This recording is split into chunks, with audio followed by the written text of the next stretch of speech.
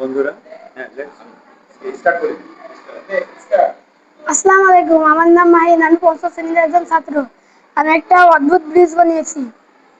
এর মাধ্যমে একটা জাহাজের পথ সহজ হয়ে যেতে পারে। কেবল আমি প্র্যাকটিক্যালে দেখাচ্ছি। জাহাজ কিভাবে পার হচ্ছে?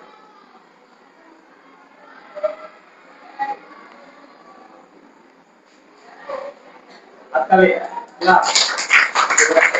আরেকটা ভিডিও করি আমি হ্যাঁ আপনাকে হেল্প করছি, ঠিক আছে? এটা এরকম করছি।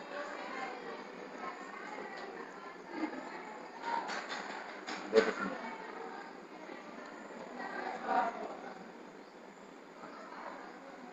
দেখি, আমি একটু দেখেন, আমি বলি শুধু একটু হাসি খুশি থাকেন, বাকিটা আমি তার কাবার দিই।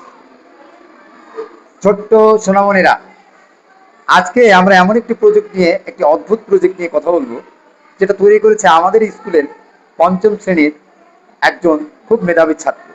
তার নাম কি? মাই। তোমার নামটা বলো। এখন সে এমন একটি প্রজেক্ট তৈরি করেছে, অদ্ভুত এক ব্রিজ, যে ব্রিজটা নদীর উপরে এমন ভাবে থাকবে, প্রয়োজনে সেটাকে আলাদা করা যাবে, আবার প্রয়োজনে সেটাকে জুড়ে দেওয়া যাবে।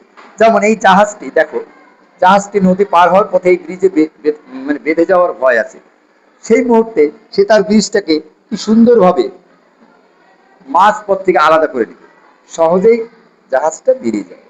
এবং বেরিয়ে যাওয়ার পরে আবার যখন যানবাহন যাওয়ার প্রয়োজন হবে, তখন সে আবার ব্রিজটাকে সুন্দরভাবে জুড়ে দিতে পারবে।